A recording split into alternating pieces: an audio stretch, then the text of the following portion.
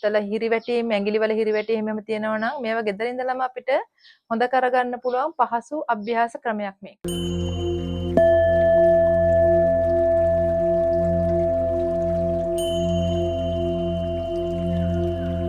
අයිබෝවන් අදත් අපි ඔබ සාදරයෙන් පිළිගන්නවා සද්දා යෝගා channel එකට.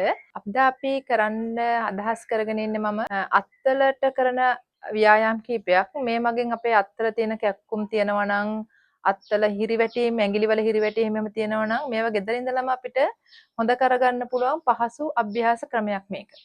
අපි දැන් බලමු අත් දෙක හොඳට කෙලින් තියා ගන්න ඕනේ. වැලමිට හොඳට දිග ඇරලා තියෙන්නේ. අපි දැන් හුස්ම ගන්න ගමන් ආරම්භ කරමු හුස්ම ගන්නවා. දැන් අපි අත් දෙකේ ඇඟිලි ටික හොඳට නවනවා හුස්ම පිට කරනවා. තමන්ගේ කාලයට මේ හුස්ම ගන්නවා. inhale exhale inhale exhale ඒ විදිහට වට 10ක්. ඊළඟට දෙවෙනි අභ්‍යාසය අපි බලමු හුස්ම ගන්න ගමන් හොඳට මැණික් කටුවෙන් ඉහළ. ආයි හුස්ම පිට කරනවා පහත. ඒ විදිහට වට 10ක්. inhale exhale inhale exhale ඒ විදිහට වට 10ක්. ඊළඟට අපි මහපට ඇඟිල්ල ඇතුළට දාලා හොඳට අත මිටමලව ගන්නවා. දැන් අපි හොඳට මැණික් කටුවෙන් හොඳට කරකවනවා වට 10ක්. අපේ අත් දෙක හුස්ම ගන්න ගමන් ඉහළ හුස්ම පිට කරන ගමන් පහත. ඒ විදිහට වට 10ක් අපි කරනවා. ඊළඟ වට 10 ආයි අර විදිහටම තමයි මේ වට 10ක් මේ විදිහට. හරිද? ඊට පස්සේ වට 10ක් කරලා අත් දෙක හිමි හිත පහතට දානවා. දාලා අපේ අත් දෙක තියා ගන්නවා මේ විදිහට.